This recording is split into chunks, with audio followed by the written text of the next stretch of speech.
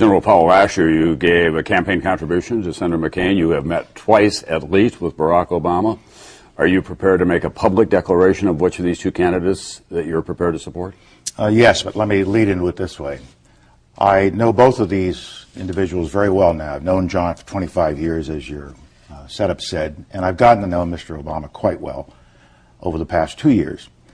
Both of them are distinguished Americans who are patriotic, who are dedicated to the welfare of our country.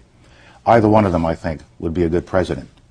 I have said to Mr. McCain that I admire all he has done. I have some concerns about the direction that the party has taken in recent years. It has moved more to the right than I would like to see it, but that's a choice the party makes. And I've said to Mr. Obama, you have to pass a test of, do you have enough experience, and do you bring the judgment to the table that would give us confidence that you would be a good president? And I've watched them over the past 2 years, frankly, and I've had this conversation with them.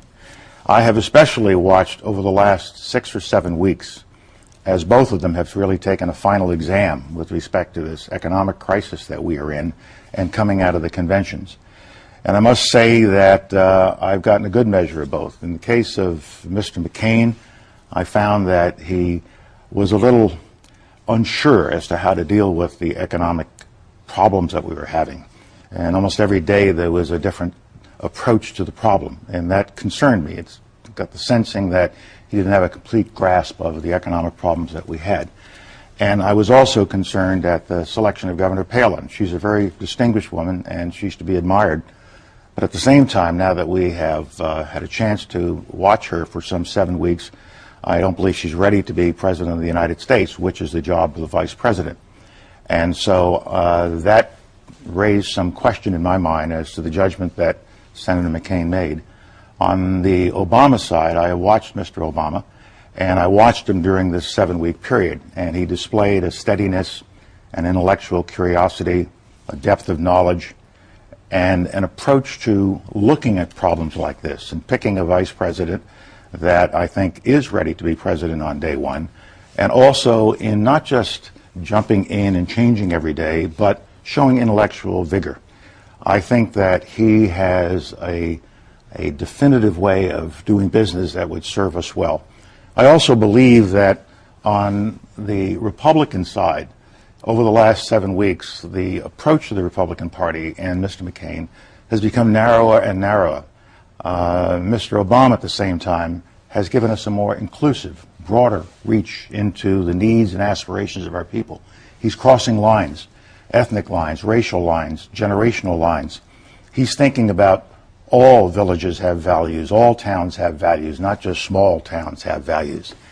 And I've also been disappointed, frankly, by some of the approaches that Senator McCain has taken recently, or his campaign has, on issues that are not really central to the problems that the American people are worried about. This Bill Ayers situation that's been going on for weeks became something of a central point of the campaign. But Mr. McCain says that he's a washed-out terrorist, but then why do we keep talking about him? And why do we have these robocalls going on around the country trying to suggest that because of this very, very limited relationship that Senator Obama has had with Mr. Ayers, somehow Mr. Obama is tainted? What they're trying to connect him to is some kind of terrorist feelings, and I think that's inappropriate. Now, I understand what politics is all about. I know how you can go after one another, and that's good. But I think this goes too far, and I think it has made the McCain campaign look a little narrow. It's not what the American people are looking for. And I look at these kinds of approaches to the campaign, and they trouble me. And the party has moved even further to the right, and Governor Palin has indicated a further rightward shift. I would have difficulty with 2 more conservative appointments to the Supreme Court, but that's what we'd be looking at in a McCain administration. I'm also troubled by not what Senator McCain says, but what members of the party say. And it is permitted to be said such things as, well, you know that Mr. Obama is a Muslim. Well, the correct answer is he is not a Muslim. He's a Christian. He's always been a Christian. But the really right answer is, what if he is? Is there something wrong with being a Muslim in this country? The answer is no. That's not America. Is there something wrong with some 70-year-old Muslim American kid believing that he or she could be president? Yet I have heard senior members of my own party drop this suggestion. He's a Muslim and he might be associated with terrorists. This is not the way we should be doing it in America. I feel strongly about this particular point because of a picture I saw in a magazine. It was a photo essay about troops who were serving in Iraq and Afghanistan. And one picture at the tail end of this photo essay was of a mother in Arlington Cemetery. And she had her head on the headstone of her son's grave. And as the picture focused in, you could see the writing on the headstone. And it gave his awards, Purple Heart, Bronze Star, showed that he died in Iraq, gave his date of birth, his date of death. He was 20 years old. And then at the very top of the headstone, it didn't have a Christian cross. It didn't have a Star of David. It had a crescent and a star of the Islamic faith. And his name was Kareem Rashad Sultan Khan. And he was an American. He was born in New Jersey. He was 14 years old at the time of 9/11. And he waited until he can go serve his country, and he gave his life. Now, we have got to stop polarizing ourselves in this way. And John McCain is as non-discriminatory as anyone I know. But I'm troubled about the fact that within the party, we have these kinds of expressions. So when I look at all of this, and I think back to my Army career, we've got two individuals, either one of them could be a good president. But which is the president that we need now? Which is the individual that serves the needs of the nation for the next period of time?